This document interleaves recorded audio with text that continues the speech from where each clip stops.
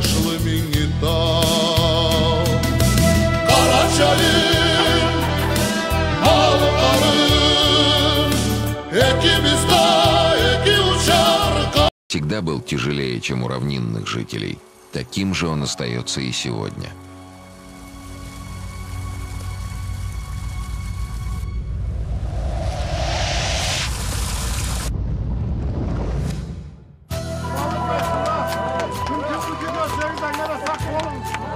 Начало сенокоса в горном ауле. На поля косарей провожают словно на войну. Помахать им вслед выходят все односельчане.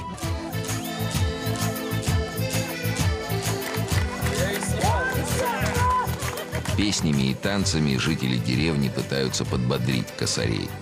Ведь им предстоит тяжелая и опасная работа.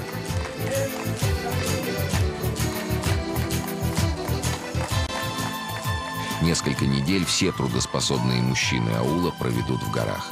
Они будут трудиться от зари до заката, чтобы поскорее вернуться домой. Косят здесь только вручную.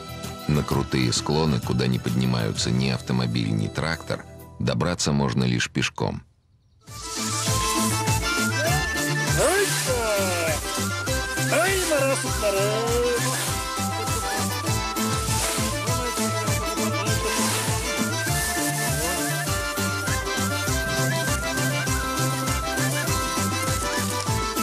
Когда все готово, начинается спуск.